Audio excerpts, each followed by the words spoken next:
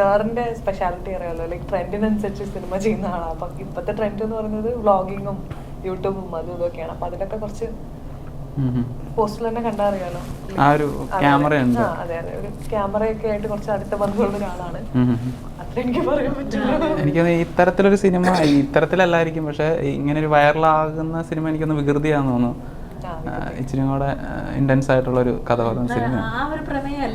എനിക്ക് മനസ്സിലായി. ട്രെയിലർ കണ്ടിട്ട് എന്ത് തോന്നി? ടീസർ കണ്ടിട്ട് ഒരു ഇങ്ങനെ കുറച്ച് എക്സ്ട്രാ മാരിറ്റൽ അഫെയർ ഉള്ള ഒരാളാണ്. പക്ഷെ പടത്തിന്റെ ജോണർ എന്താ തോന്നി? ഇപ്പൊ എഡിറ്റ് ചെയ്ത് വെച്ച ഒരു ഫൺ മൂഡിലാണ് പോകുന്നത്. 2.5 മണിക്കൂർ സാധനത്തിന് നമ്മൾ വളരെ സെക്കൻഡ്സിലേക്ക് ആക്കുമ്പോൾ അതങ്ങനെയായി വരുന്നതാണ്. ആൾക്കാരെ ആകർഷിക്കണമല്ലോ. പിന്നെ അത് വലുതാവുമ്പോ അതിനനുസരിച്ച് വരും.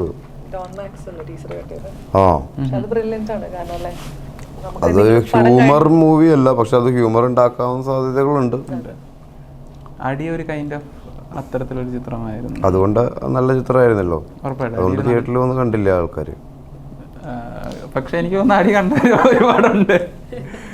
ഈ അടി കണ്ടു, പക്ഷെ ഇവിടെ ഓടുന്നില്ലല്ലോ അങ്ങനത്തെ ഓടുന്നത്.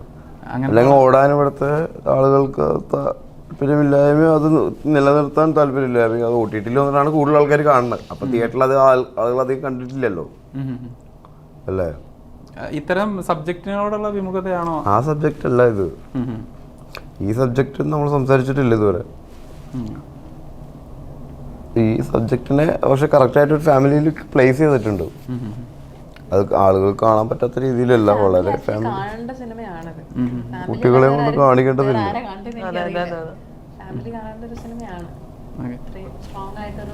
ഒരു ഫാമിലി മുന്നോട്ട് കൊണ്ടുപോകണമെങ്കിൽ അതിന്റെ നെടുന്തൂണായ 2 വ്യക്തികളുണ്ട്, സ്ത്രീയും പുരുഷനും. ഇവര് എത്രത്തോളം സ്നേഹിച്ച് അണ്ടർസ്റ്റാൻഡിങ്ങിൽ പോയാലാണ് ഒരു ഫാമിലി ഉണ്ടാവുന്നുള്ളത് നമുക്ക് എല്ലാവർക്കും അറിയാവുന്ന കാര്യമാണ്.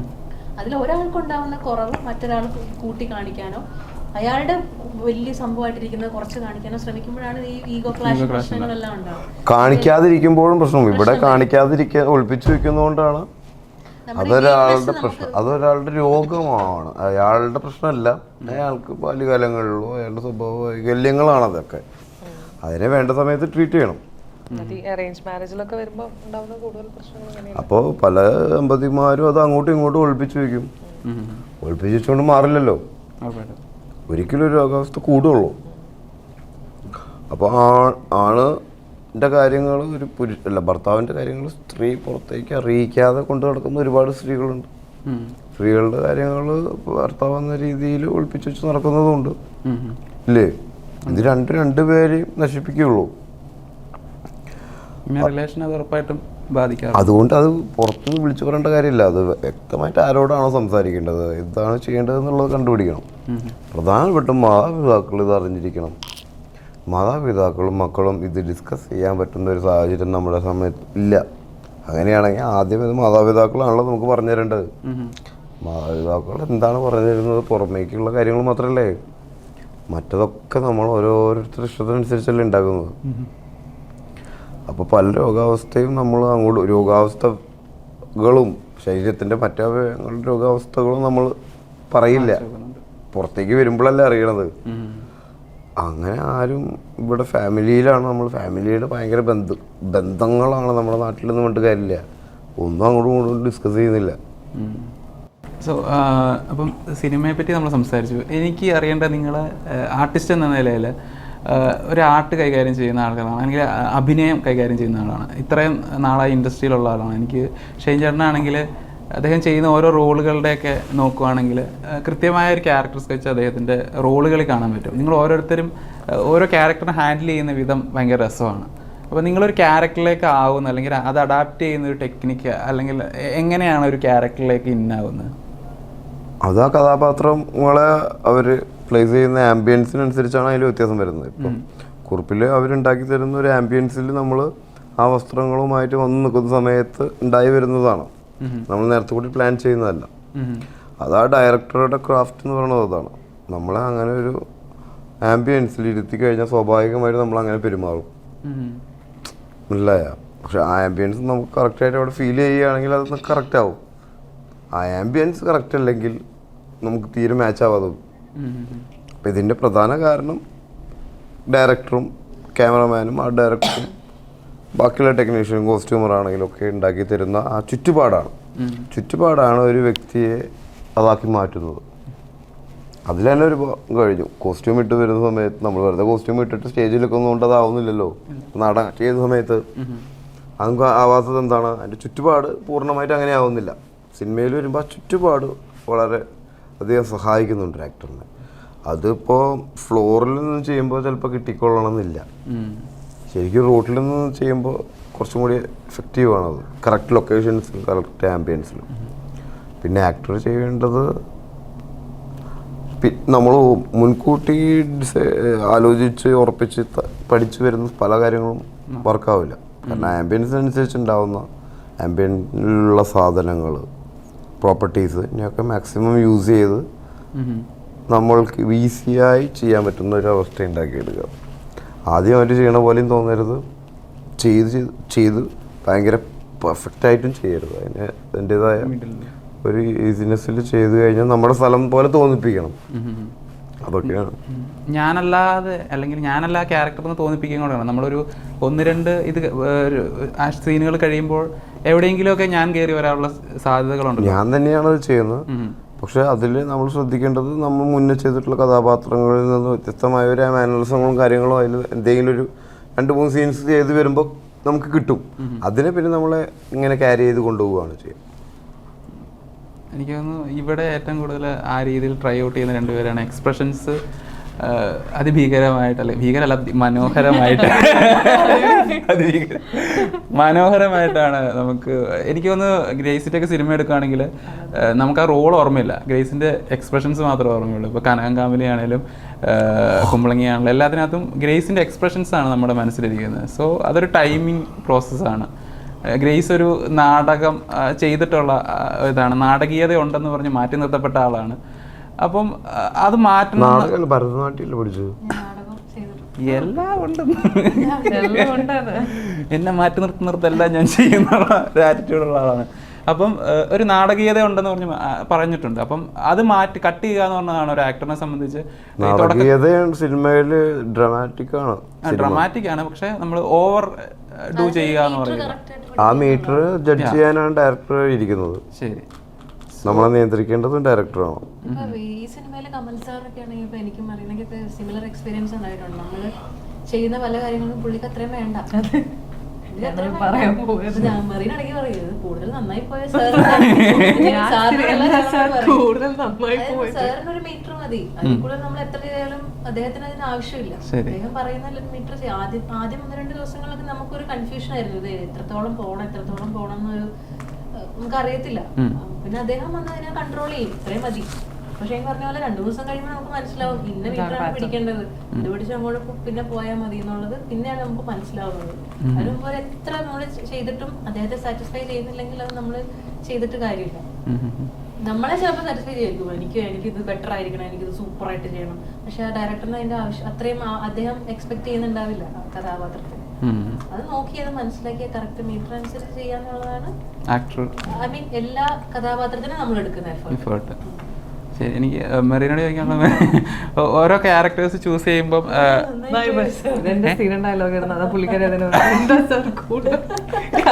അതാണല്ലോ നിങ്ങളവിടെ സെറ്റില് ഇതാണ് ഞങ്ങള് സ്ഥിരം. അതായത് അപ്പൊ എനിക്ക് ദേഷ്യം പിടിക്കും, ഞാൻ ഒറ്റയ്ക്കല്ലേ ഏറ്റവും വഴക്ക് കിട്ടിയ ഒരാൾ ഞാനാ. I am very proud of it. ഏറ്റവും കൂടുതൽ വഴക്ക് കിട്ടിയ ഞാനാ. കാരണം എന്റെയും ഇവരുടെയും കോമ്പിനേഷൻ വർത്താനം പറയാൻ വരുമ്പോ നമുക്ക് ദേഷ്യം. ഇപ്പൊ സാറിനെ നമുക്ക് ചിത്തവും വെറുതെ സാറ് നോക്കുമ്പോ നമ്മൾ വർത്താനം പറഞ്ഞു ഇതിപ്പോ കേക്കോ. ഞാൻ ഇവരോടും പറയുന്നതായിരിക്കും, എടാ കൂടുതൽ ഇപ്പൊ കേക്കോട്ടോ. അതൊക്കെയായിട്ട് ഞങ്ങൾ ഡിസ്കസ് ചെയ്യുന്നത്. സാറ് നോക്കുമ്പോ ഇവര് സംസാരിച്ചിരിക്കണ പോലെ തോന്നുക രണ്ടുപേരും ഇങ്ങനെയെന്നൊക്കെയാണ് ഞങ്ങൾ പറയുന്നത്. ബിക്കോസ് എനിക്കാണെങ്കിൽ അത്യാവശ്യം ഡയലോഗുകൾ ഉണ്ട് അതില്. അപ്പം ഒബ്വിയസ്ലി വ്ളോഗർ റിലേറ്റഡ് ആണ്, അപ്പം ഡയലോഗുകൾ ഉണ്ട്. അപ്പൊ എനിക്ക് ആദ്യമാണ്, കാരണം തെറ്റിക്കാനും പാടില്ല. സീരിയസ്ലി പറഞ്ഞു കഴിഞ്ഞാൽ ഇതിലെ എല്ലാ ക്യാരക്ടേഴ്സും കമൽ എന്ന് പറയുന്ന ഡയറക്ടറിന്റെ ക്രാഫ്റ്റിൽ വന്നിരിക്കുന്ന ആൾക്കാരാണ്. സാറിന് ഒരു മീറ്റർ ഉണ്ട്, അതിൽ കൂടുതലും ചെയ്ത് കൂടുതൽ നന്നാക്കുകയും ചെയ്തത് അലമ്പാക്കുകയും ചെയ്ത് സാറ് പറഞ്ഞ സാധനം കിട്ടും. അതെ, അപ്പൊ എന്റെന്ന് പറഞ്ഞാൽ 2-2:30 വലിയ പേജ് ഡയലോഗ് കിട്ടുന്നത് രാത്രി. അപ്പൊ എനിക്ക് ആദ്യമാണ്. അപ്പൊ ഇവരെന്നെ സപ്പോർട്ട് ചെയ്യും, സപ്പോർട്ട് ചെയ്യൂടാന്ന് പറഞ്ഞിട്ട് ഇവര് മലയാളല്ലേ, എനിക്ക് 2:30-3 തെലുങ്ക് ഡയലോഗ് പറയണത് മലയാളമല്ല, ഈസി അല്ലേ. കമൽ സാറിന്റെ കൂടെ ഓൾറെഡി വർക്ക് ചെയ്തിട്ടും കമൽ സാർ എങ്ങനെയാണെന്നും ഇദ്ദേഹത്തിന് അറിയാം. അതല്ല ഭാഷ അറിയാലോ നമുക്ക്. ഇപ്പൊ നമ്മള് ഇപ്പൊ എന്താ വെച്ചാൽ നമ്മളിപ്പോ ക്ലാസ് ടീച്ചറുടെ അടുത്ത് നമ്മള് കുഴപ്പമില്ല കുറച്ച് അലമ്പാണെങ്കിലും പ്രിൻസിപ്പാളെ കാണുമ്പോൾ നമുക്കൊരു പേടി ഉണ്ടാവുമല്ലോ. പുള്ളിയുടെ മുമ്പിൽ നന്നായിട്ട് ബിഹേവ് ചെയ്യണം എന്നുള്ള സാധനം ഉണ്ടാവുമല്ലോ. അതെ, അഭിമാനം നഷ്ടപ്പെടുത്താതെ ഇരുന്നിട്ട് പോലും എനിക്ക് ചെറിയ കേട്ടിട്ടുണ്ട്. അപ്പൊ കംപ്ലീറ്റ്ലി അത് അങ്ങനെയാണ്. പിന്നെ ഇപ്പം മുമ്പ് ഞങ്ങൾ വർക്ക് ചെയ്ത ഹാപ്പി വെഡിങ്ങിലൊക്കെ പല ഡയറക്ടേഴ്സും പല പോലെയാണ്. അതൊക്കെ ചെറുപ്പക്കാരുടെ ഡയറക്ടേഴ്സ്. അപ്പൊ അതിലൊന്നും ഒമ്പറായിരുന്നു എന്റെ ഡയറക്ടർ. അപ്പൊ പുള്ളി ലൈക്ക് അതില് മെറീനായിട്ട് എനിക്കിഷ്ടമുള്ള പോലെ വെച്ചാൽ ഞാൻ ഇങ്ങനെ പറഞ്ഞ പോലെ അത് പുള്ളി ഓക്കെ പറഞ്ഞു. അതില് കൂടുതലും മെറീന തന്നെയാണ് അതില്. പക്ഷെ ഇതില് കുറച്ച് ഡിഫറൻസ് ഉണ്ടാവും, കാരണം ഞാൻ പേടിച്ച് അഭിനയിച്ചതാണ്. ഇതിൽ ആക്ച്വലി സാറിന് വേണ്ട പോലെ ഞങ്ങൾ ചെയ്ത് കൊടുത്തിരിക്കുകയാണ്. സാറിന് വേണ്ട സാധനം അങ്ങനെ നമ്മളങ്ങ് പെർഫോം ചെയ്ത് കൊടുത്തിരിക്കുന്നത്, അത്രേ ഉള്ളൂ. അതിൽ കൂടുതൽ നമ്മള് ഞാൻ പറഞ്ഞോണ്ട് എന്തിനാ ഇത്ര ടെൻഷൻ അടിക്കുന്നത്, സാറ് പറയണ പോലൊക്കെ ചെയ്താ പോരെ. പക്ഷെ മറീന കാരണം എന്താണെന്നറിയോ, ലൈക് നമ്മളൊരു സീനിയർ ആളുടെ മുമ്പിൽ നിന്നിട്ട് ജവാന്ന് പറഞ്ഞിട്ട് ഡയലോഗ് തെറ്റിക്കുമ്പോ ചീത്ത കേൾക്കൂലേ. കുറച്ചൊക്കെ നമുക്കിപ്പോ എന്താ പറയാ ഉളുപ്പെന്ന് പറഞ്ഞ സാധനം എല്ലാവരുടെ ചീത്ത. ഡയലോഗ് തെറ്റിക്കുന്നതിനല്ല ചീത്ത കേൾക്കണം, ശ്രദ്ധിക്കാതിരിക്കണേനാ ചീത്ത കേൾക്കുക. ഞാൻ ഭയങ്കര ഡയലോഗ്സ് ആലോചിക്കുമ്പോ പല കാര്യങ്ങളും സാറ് പറയണത് വിട്ടുപോകുന്നതാണ്. അപ്പൊ സാറിന് പെട്ടെന്ന് ശ്രദ്ധിക്കാതെ നിൽക്കണതേ, അതാണ് ടീച്ചർമാര് കൂടുതൽ ദേഷ്യം പിടിപ്പിക്കണം. എന്താ ഒരു പേജൊക്കെ പഠിച്ചിട്ടേ ശ്രദ്ധിക്കുക, ഷോർട്ടിന്റെ ടൈമിൽ എനിക്ക് ഫുള്ള് ബ്ലാങ്ക് ആവും. ഞാൻ പറയാ പോയി എല്ലാം പോയി, ഒന്നും ഓർമ്മയില്ല എന്നുള്ള സീന. പിന്നെ മനസ്സിലായി മന്ദബുദ്ധിയാണെന്ന്. പുള്ളി അത് ആക്സെപ്റ്റ് ചെയ്തു. ഇവിടെ നോക്കിയായിരുന്നല്ലോ 9 വർഷം എക്സ്പീരിയൻസ് ഉള്ള ആളാണ്. ആളെന്താ ചെയ്തതെന്ന് നോക്കിയാൽ ഇല്ലല്ലോ, ഞാൻ ഭയങ്കര സൈലന്റ് ആയിട്ട് നല്ല കുട്ടിയായിട്ട് മാറിയിരിക്കുകയായിരുന്നു. ഇല്ല ഷൈൻ്റെ അടുത്തൊന്നും പറ്റില്ല. നോക്കുന്നുണ്ടോ ഷൈൻ എന്നൊക്കെയായിരുന്നു, ഭയങ്കര കെയറിംഗ്. ശരി, എനിക്ക് തോന്നുന്നു ഷൈൻ എന്ന ആർട്ടിസ്റ്റ് സെറ്റിലപ്പോൾ വളരെ ശാന്തശീലനായിട്ട്. എനിക്കറിയാം, ഞാൻ വെളിയിൽ ഇന്റർവ്യൂവിലൊക്കെ ഇങ്ങനെ നമ്മൾ പോകുമ്പോഴൊക്കെ കാണാറുള്ള ആളല്ല ഞാൻ. ഡയറക്ടേഴ്സ് അങ്ങനെയുള്ള ആളുകളിൽ നിന്ന് അറിയുന്ന ഷൈൻ, കാരണം കൃത്യമായ സമയത്ത് എത്തുകയും എൻ്റെ വർക്ക് കൃത്യമായിട്ട് ചെയ്തിട്ട് പോകുന്ന ഒരാളാണ്. അത് തന്നെയല്ലേ നമ്മൾ ചെയ്യേണ്ട ജോലി. അല്ല, നമ്മൾ ആളെ പറ്റി ഒരു പെർസ്പെക്റ്റീവ് വെളിയിലുള്ളത് അത് ഇന്റർവ്യൂലല്ലേ, ഇന്റർവ്യൂ എന്റെ ജോലിയല്ല. ഉറപ്പായിട്ടും അതിൽ അഭിനയം പഠിക്കുകയാണെന്നാണ്. പിന്നെ മീഡിയ ക്രിയേറ്റ് ചെയ്തെടുക്കുന്ന ഒരു പിന്നെ കൊടുക്കുന്ന തംബ്നെയിലൊക്കെ വെച്ചിട്ടാണല്ലോ ഇവര് ഉണ്ടാക്കുന്നത്. അത് അയാളുടെ ഒരു ജീവിതമല്ലല്ലോ, ഇതൊരു പ്രോഗ്രാം അല്ലേ. അതിപ്പോ മോസ്റ്റ് കോമഡി ചെയ്യുന്ന കൊമേഡിയൻസ് ഒക്കെ റിയൽ ലൈഫിൽ ഭയങ്കര സീരിയസ് ആയിരിക്കും. നമ്മള് ഇയാളൊന്നും സംസാരിക്കാത്തതെന്ന് വിചാരിക്കും. അപ്പൊ അതൊരു ഡിഫറൻസ് ആണല്ലേ. ഓക്കെ, എനിക്ക് വൺ ലാസ്റ്റ് ക്വസ്റ്റ്യൻ ആയിട്ട് ചോദിക്കാനുള്ളത്, കഴിഞ്ഞ ദിവസം ഒരു ന്യൂസ് ഉണ്ടായിരുന്നു ജിഗർതണ്ഡയെ പറ്റിയാണ്. മലയാളികൾ പലപ്പോഴും ജിഗർതണ്ഡയിൽ കാണിച്ചത് ഒരു നായക നടൻ രാഷ്ട്രീയത്തിൽ ഇറങ്ങി അദ്ദേഹം അവിടുത്തെ ആളുകളെ രാഷ്ട്രീയത്തിലേക്ക് ഒരു മെയിൻ ആളായിട്ട് മാറുന്നു. പക്ഷേ മലയാളികൾ ഒരിക്കലും അങ്ങനെ ചെയ്യുന്നില്ല എന്ന് പറഞ്ഞിട്ട് ഒരു പോസ്റ്റ് ഇറങ്ങി. അതിനെ ഭയങ്കരമായിട്ട് വിമർശിച്ചും ഓപ്പോസ് ചെയ്തൊക്കെയാണ് ഇപ്പോൾ നടന്നുകൊണ്ടിരിക്കുന്നത്. ജിഗർതണ്ഡ എന്ന സിനിമയെ പറ്റി തന്നെയാണ്. സിനിമ എത്രത്തോളം താങ്കൾക്കൊരു ബൂസ്റ്റ് വന്നിട്ടുണ്ടെന്ന് തോന്നുന്നുണ്ട്? സിനിമ എന്ന രീതിയിൽ ഒത്തിരി അക്സെപ്റ്റ് ചെയ്തൊരു ചിത്രമാണ് ഈ ഇറങ്ങിയ സിനിമകളിൽ.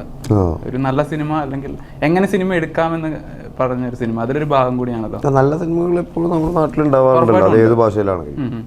അത് പുതിയ സിനിമ വരുമ്പോൾ പിന്നെ അതായിരിക്കും അത് ഏറ്റവും നല്ലത്. പിന്നെ അത് നല്ലൊരു രീതിയിൽ നമ്മൾക്ക് പ്രസന്റ് ചെയ്യുന്ന സമയത്ത് ആണ് അത് നല്ലതാവണം. വിഷയങ്ങളൊക്കെ നമ്മൾ മുന്നേ സംസാരിച്ചതായിരിക്കാം. അതിൽ ബൂസ്റ്റിംഗ് തന്നിട്ടുള്ളതെന്ന് പറഞ്ഞാൽ നല്ലൊരു സിനിമയിൽ നമ്മളൊരു ചെറിയ ക്യാരക്ടർ ആണെങ്കിലും അത് നമുക്ക് ബൂസ്റ്റിംഗ് ആണ്. പിന്നീട് അത് നമ്മളറിയാത്തവരും നമ്മളറിയാത്ത പല നാട്ടിലെ ആളുകളും ഇപ്പോൾ ഞാൻ തെലുങ്കിൽ ലൊക്കേഷനിൽ വന്നപ്പോൾ NTR പറഞ്ഞു, I watched your movie Jigarthanda, it's good എന്ന് പറയും. അപ്പോൾ അവർ നമ്മളായിട്ട് സംസാരിക്കുന്നത് അത് ആ പടം കണ്ടതുകൊണ്ടാണ്, ആ പടത്തിൽ നമ്മൾ കണ്ടതുകൊണ്ടാണ്. അപ്പോൾ ആ പോയിന്റുകളിലൊക്കെയാണ് നമുക്കത് കുറച്ചും കൂടി ബൂസ്റ്റിംഗ് ആവുന്നത്. വേറെ നാടന്മാർ കാണുന്നു, വേറെ നാട്ടിലെ വേറെ ആളുകൾ കാണുന്നു എന്ന് പറയുന്നത്. അതിൽ കുറച്ച് കൂടുതൽ ക്യാരക്ടർ കിട്ടിയാലൊന്നും പ്രശ്നങ്ങളൊന്നുമില്ല, സമയം കിട്ടിയാലും. പക്ഷെ ഉള്ളത് അത്രയും നല്ലത്. പിന്നെ കഥയ്ക്ക് ആവശ്യമുള്ള രീതിയിലല്ലേ കഥാപാത്രങ്ങളാണെങ്കിലും ഏത് നടന്മാരെയാണെങ്കിലും അവർ ഉപയോഗിക്കുള്ളൂ. അവിടെ നടക്കുന്ന അവിടെ രാഷ്ട്രീയം, അവിടുത്തെ രാഷ്ട്രീയം ഇപ്പോഴും അങ്ങനെയാണ്. എല്ലാ രാഷ്ട്രീയക്കാരും വന്നിട്ടുള്ള അധികം സിനിമാ മേഖലകളിൽ നിന്നല്ലേ. ഇവിടെ അങ്ങനെ ഒരു ഇതില്ല. സിനിമയിൽ നിന്ന് ഇവിടെ രാഷ്ട്രീയത്തിലേക്ക് ആദ്യം പോയി പ്രേം നസീർ വിജയിച്ചിട്ടില്ലല്ലോ. കാരണം ഇവിടുത്തെ ആൾക്കാർക്ക് അറിയാം സിനിമാക്കാരാരാണ്, രാഷ്ട്രീയക്കാരാരാന്ന്. പെട്ടെന്ന് ഒരാൾ വന്നിട്ട് എനിക്ക് വോട്ട് ചെയ്യണമെന്ന് പറഞ്ഞാൽ വോട്ട് ചെയ്യുമോ? ഇല്ല. പെട്ടെന്ന് രാഷ്ട്രീയക്കാരൻ വന്നിട്ട് എൻ്റെ സിനിമ നാളെ കാണണമെന്ന് പറഞ്ഞാൽ കാണുമോ? ഏത് നല്ല ആളും മോശക്കാരൊന്നും ഇല്ലല്ലോ. പടം ഇഷ്ടപ്പെട്ടാൽ കാണും, നല്ല നേതാവാണെന്ന് തോന്നുകയും വോട്ട് ചെയ്യും. അല്ലാതെ നടനായതുകൊണ്ട് വോട്ട് ചെയ്യൂല, മന്ത്രി ആയതുകൊണ്ട് സിനിമ കാണൂല. ഇനി നിങ്ങളുടെ ലാസ്റ്റ് ഇനി ഇറങ്ങാൻ പോകുന്ന ലൈനപ്പുകൾ ഏതാന്ന് പറഞ്ഞാൽ നമുക്ക് വിവേകാനന്ദനാണ് വരാൻ പോകുന്നത്. അതിനെ കുറിച്ചാണ് സംസാരിക്കുക. അത് കഴിഞ്ഞ് തുണ്ട് എന്ന് പറഞ്ഞൊരു പടം വരാണ് ഉറപ്പായിട്ടും വിജയന്റെ കൂടെയുള്ള.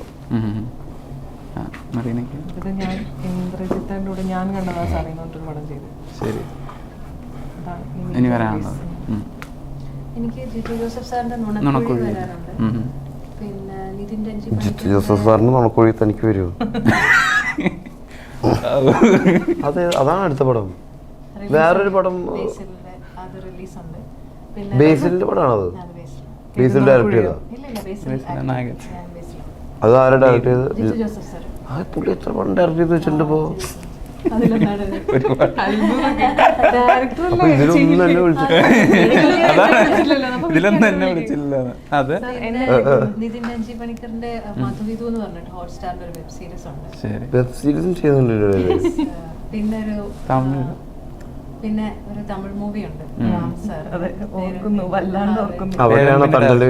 അതാണ് തണ്ടല്. പിന്നെ ഓപ്പറേഷൻ കഴിഞ്ഞിരിക്കുന്നുണ്ടല്ലോ. ഒരു മലൈക്കോട്ടെ വാലിബലില് ഞാനൊരു അത് രാജസ്ഥാനിലാണ് പോയത്. ഞാൻ ആദ്യമായിട്ടൊരു വേറൊരു ആക്ടറിന് വോയിസ് രാജസ്ഥാനിൽ പോകണ്ടോ? അത് മോഹൻലാലിന് അതിലെ ഹീറോയിനാണ്. ആക്ട്രസ് ലാലേട്ടന്റെ സൗണ്ട്, ഗ്രേസിന്റെ സൗണ്ട് കണ്ടിരുന്നോ മലയക്കോട്ടെ വാലിബിന്റെ ചെറിയ ചെറിയ ഗ്ലിംസ് ഒക്കെ എന്താണ് എക്സൈറ്റ് ചെയ്യിപ്പിച്ചോ? ഓ, അത്ര മതി. അപ്പോൾ എന്താണെങ്കിലും ചിത്രം ഒരു വിജയമായിട്ട്. വിവേകാനന്ദൻ വൈറലായി തന്നെ വരട്ടെ എന്ന് ആശംസിക്കുകയാണ്. നല്ല നല്ല ചിത്രങ്ങളുടെ ഭാഗമായി നിങ്ങളെല്ലാവരെയും ഇനി കാണാൻ സാധിക്കട്ടെ എന്ന് ആശംസിച്ചുകൊണ്ട് നിൽക്കുകയാണ്. Thank you so much for this session.